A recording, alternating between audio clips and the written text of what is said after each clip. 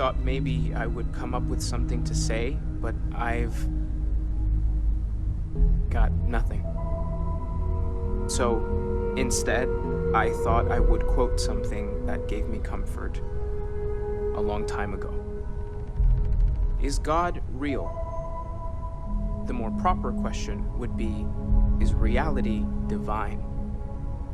Existence itself is a mystery which yearns to be uncovered.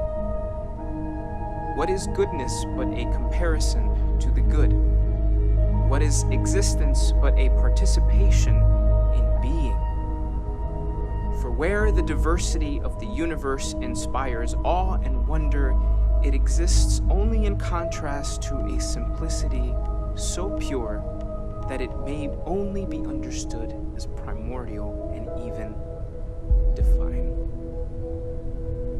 Our essence is what was imagined by its mind, but what we consider imagining and what we consider mind are in fact so far beyond our understanding that even these metaphors are like the tiny whitecaps on a massive searching sea.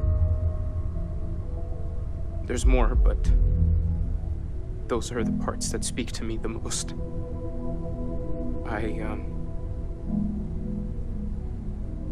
Thank you.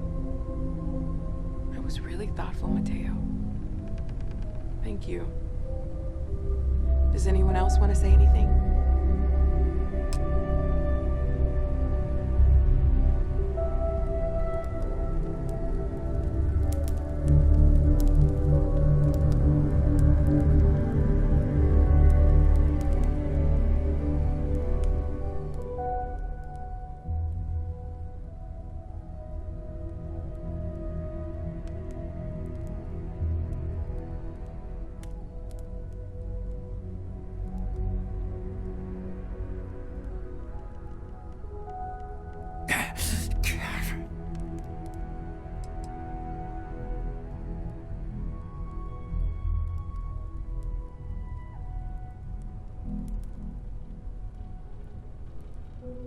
Thank you. If anyone else wants to say something.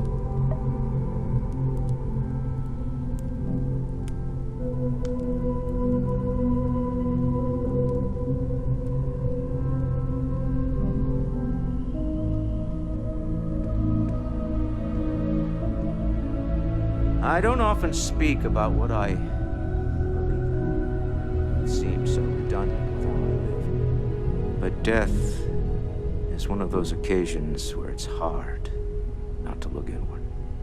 Our friend is gone.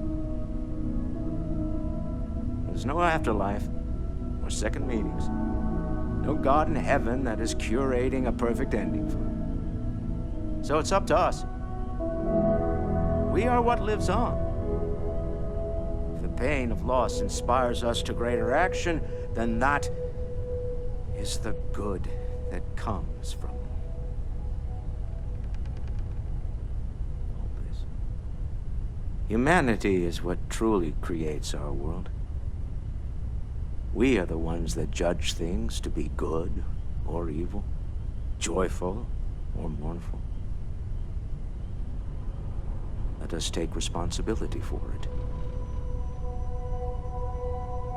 Let us remember what we have lost. Walter, are you part of the House of Enlightenment? I never knew that. Yes, well, I like to keep some things private.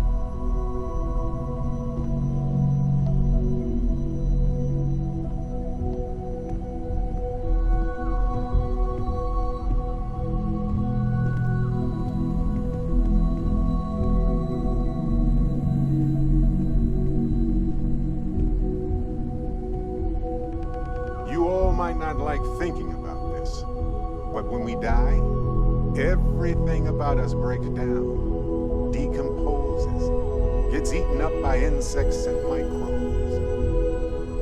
Or due to the lack of a biosphere, we are simply carried away by space and time until we sizzle in a distant sun's corona or get pulled in some gravitational field and coalesce with other debris.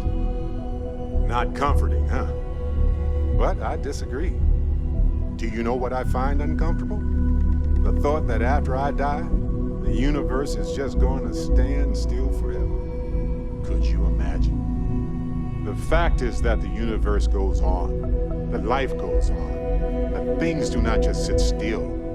That right there is the comfort that I need. Yeah, we die, and some people go way before they should. But the universe doesn't care, not because it's evil, but because it's infinite, ever expanding.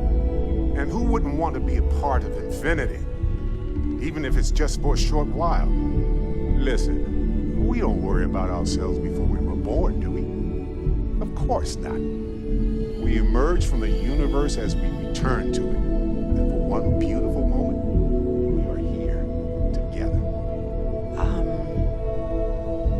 Yes, that certainly was an interesting perspective, Barrett.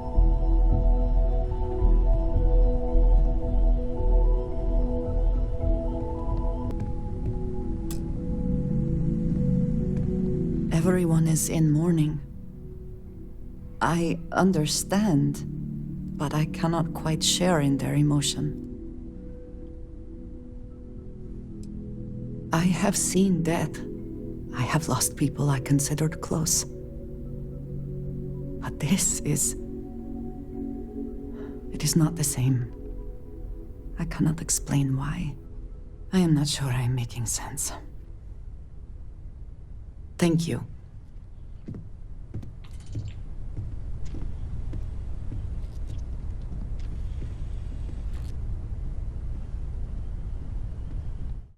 Ah, yes.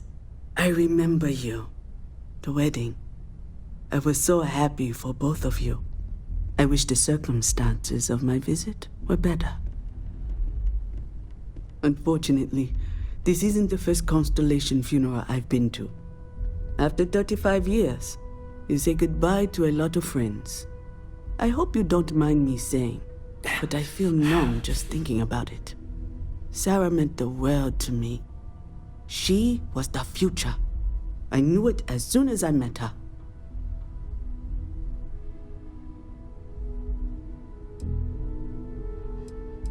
Exactly the same as when you met her, I bet. Determined. Fearless. With just a small hint of delight on her face when she knew she was winning, eh? My only problem as a mentor was trying to convince her to be more tactful. Those old military instincts would always get her in trouble. I hope this is all okay.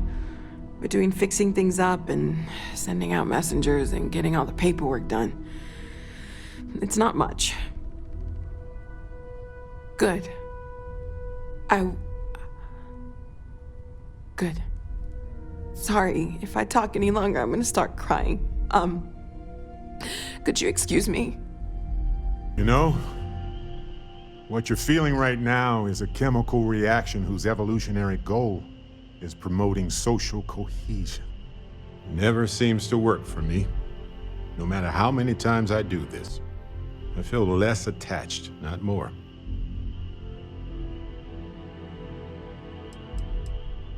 I don't remember. I'm sure I did. I thought when the funeral was over, when everyone went home that night, that it was over. Turns out, sometimes you need more than that. Well, look at us. Two lone wolves howling at the moon on the same night. You know, if there's one piece of advice I can actually give you, it's that lost loved ones have a way of coming back to you. One day you'll be sweeping out some old shelf or digging through a desk, and there it'll be. Some old paperweight of theirs, or a piece of jewelry they gave you, half jokingly. Theoretically, of course. You're welcome. Chat for a bit? Normally, I hate talking to people at funerals, but, well, you don't believe in the afterlife, do you? I mean, this might be the worst time to bring it up, but... Yes. Won't we all? Well, I've taken up enough of your time. It almost feels wrong to be grieving. Selfish. No amount of tears will bring the dead back. It's just easier to feel guilty, if you'll excuse me.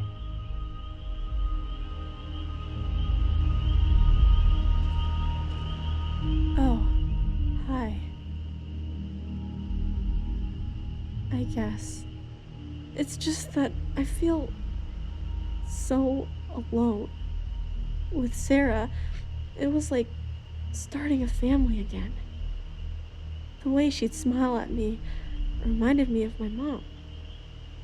I miss that so much. Now she's gone, and I have to start over, like I did before. It's not the same. Sarah was starting to feel like, well, like she was my new mom. I really don't want to go through this again. It's too hard. I can't believe Sarah's gone. It's not fair.